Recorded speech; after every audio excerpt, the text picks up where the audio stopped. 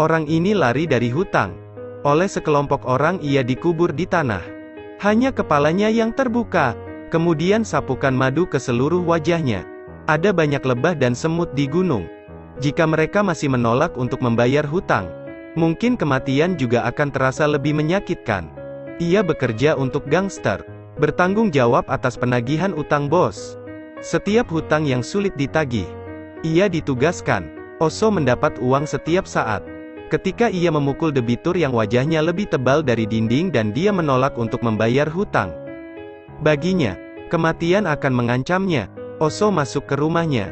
Ia membuka bajunya kemudian berbaring sambil menonton TV. Panggil juga tukang pijat untuk menikmati tidur di tengah rumah debitur. Bahkan adik perempuannya merasa malu. Dia melakukan ini untuk pertama kalinya. Tapi berurusan dengan orang berwajah tebal, ia harus menggunakan cara yang lebih tebal. Oso berhasil mendapatkan uang sekantong besar. Bernyanyi dan bersenandung. Berpikir bahwa dia akan menghasilkan banyak uang untuk perusahaan. Ia pikir dia akan mendapat bagian yang bagus. Tetapi bos pemabuk itu hanya memberinya sedikit. Oso mau minta sedikit lagi. Kakak bilang rumahku agak macet akhir-akhir ini. Maaf. Oso bergumam setiap kali mendengarkan. Kakak selalu memberinya satu. Hingga kepala ini juga membagikan uang keran. Tidak bisakah kamu melihat wajah yang hilang? 30 tahun menundukkan kepalanya dengan sedih. Untuk mengurus seluruh keluarga, mereka dengan enggan memasuki jalan ini. Sudah sangat sulit, tapi bos tidak peduli. Untungnya, beberapa kali penagihan utang yang sukses telah sampai ke telinga ketua. Ketua ingin mempromosikannya. Biarkan dia mengelola ruang judi.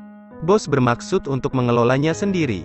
Tetapi ketua memiliki kata-kata. Jadi dia tidak berani berbicara. Ketua menerima panggilan telepon. Tiba-tiba menghancurkan teleponnya. Ternyata presiden polisi setempat memeras uangnya. Presiden ingin kakaknya berurusan dengan serif. Berjanjilah bahwa ketika pekerjaan itu selesai, dia tidak perlu mengkhawatirkannya selama sisa hidupnya. Tidak apa-apa, bosku. Saya hanya berani menjadi pintar dengan orang-orang rendahan. Tapi beraninya kau berbohong pada polisi. Bos menolak dengan sopan. Tapi kata-kata ini diingat oleh Oso.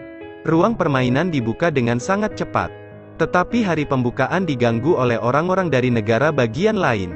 Bergegas ke kerumunan orang dan menendangnya satu. Kedua belah pihak saling meninju. Adegan itu sangat kacau. Dikelilingi oleh kerumunan orang. Para preman yang datang untuk menghancurkan berhasil diusir oleh Oso dan anak buahnya. Tapi sekarang bos baru telah tiba. Ruang permainan hancur. Kakak laki-laki itu marah dan ingin memanggil seseorang untuk memutuskan pertempuran hidup dan mati dengan musuh. Sangat cepat menemukan sekelompok kerbau muda. Tapi bosnya bilang dia terjebak macet. Saat ini, Oso dan yang lainnya terkena serangan fraksi musuh. Ada aturan tidak tertulis dari gangster Korea. Jika Anda bisa menggunakan tongkat, yang terbaik adalah tidak menggunakan pisau. Klan hanya dapat digunakan dengan tongkat. Tapi kakak laki-laki itu tidak bisa melawan. Jadi dia mengerjainya, tarik pisau dan tusuk orang lain. Itu hanya sekelompok anak-anak yang bertarung dalam pertarungan sederhana. Tapi untuk kasus pembunuhan, berikut kerumitannya. Yang penting bukan hanya dia tapi juga bawahannya yang harus melakukan kejahatan. Kakak laki-lakinya menggunakan uang pernikahan Oso untuk mengkompensasi keluarga korban. Lalu mencari bawahan lain untuk duduk di penjara. Bukan dia. Penjaga melepaskan ruang permainan Oso untuk dikelola orang itu. Oso tercengang. Dia sibuk sesudah lahir dan mati. Pada akhirnya tidak mendapatkan apa-apa. Semuanya hanya bertukar luka penuh. Oso tidak bisa menahan amarahnya. Oso tidak punya pilihan lain. Dia berlutut di depan bos. Ibunya sakit parah. Dan adiknya masih sekolah. Saya harap bos bisa mengembalikan kamar saya. Tetapi kakak laki-laki itu mengatakan dia tidak bisa melepaskan orang yang bekerja untuknya. Saya tidak mengerti apa yang dewa ini bicarakan. Benar-benar kecewa padanya. Dia membutuhkan kesempatan untuk dipromosikan. Dia memutuskan untuk membantu ketua memecahkan duri di matanya. Itu sebabnya dia dipromosikan. Ini adalah sesuatu yang bahkan bos tidak berani pikirkan. Juga satu-satunya kesempatan Oso. Para junior Osol juga mendukung keputusannya. Mereka menunggu di tempat kepala polisi pergi bekerja. mengikuti tempat kejadian, sampai di jalan yang kosong. Sengaja menabrakkan mobil. Jinsung turun dari mobil dan pura-pura minta maaf untuk ganti rugi. Oso dan Sheriff ada di belakang. Letakkan tubuh di bagasi mobil, lalu menghilang di malam hari. Memecahkan duri terbesar di mata Presiden. Presiden sangat mementingkan Oso. Dia memutuskan untuk mempromosikan Anda. Biarkan aku menjadi lengan ketigamu. Bos memiliki firasat buruk. Memutuskan untuk mencoba menanyakan, apakah Oso telah membunuh kepala polisi. Bagaimana Oso bisa mengakuinya? Tapi bos yakin dalam hatinya, Oso sangat berani melakukan itu. Posisinya sangat terancam. Dia mengirim Oso lagi untuk menagih hutang. Kemudian dia mengirim bawahannya untuk berurusan dengannya. Dan di sini, itu juga niat sang kakak. Dan Oso berunding untuk makan dulu. Dalam pernikahan saudara laki-lakinya, bagikan dengan orang kepercayaan bos. Dan Oso saat pernikahan berlangsung, menusuk bos sampai mati di toilet. Bahkan bos masih tidak percaya. Orang yang dia ajarkan sendiri. Tetapi sekarang berani mengkhianatinya. Tapi semua ini adalah akhir yang dia bawa sendiri. Dingin membunuh saudaranya. Kembali ke meja perjamuan dan habiskan segelas anggur. Berpura-pura seperti tidak terjadi apa-apa. Menjadi asisten presiden yang efektif. Pada usia 30, dia akhirnya mengangkat alisnya. Dia membangun rumah baru untuk keluarganya. Mengejar Dewi. Membuka perusahaan baru untuk mengubah kondisi kerja. Memulai real estate. Kehidupan saudara-saudara juga lebih baik. Setiap hari hidup dalam kebahagiaan. Namun semuanya dipatahkan oleh sahabatnya. Pria 30 tahun tidak melakukan apa-apa. Menghadiri pertemuan kelas. Melihat semua orang tertawa dan berbicara dengan gembira. Saya malu dan tidak berani mengatakan apa-apa.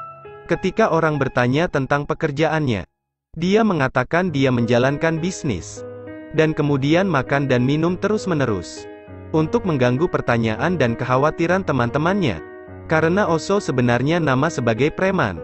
Penagih utang. Jenis kelamin mungkin semua bohong. Limi suka menjadi orang yang tampaknya paling berhasil dari teman-temannya. Sebagai sutradara terkenal, apakah topik utama diskusi untuk semua orang? Juga penyelenggara pertemuan kelas. Merasa tidak nyaman ingin pergi. Tetapi katakan padanya untuk tinggal. Dan berbicara lebih banyak untuk meningkatkan kasih sayang. Teman yang sudah puluhan tahun tidak bertemu. Tidak ada yang bisa merasakan cinta.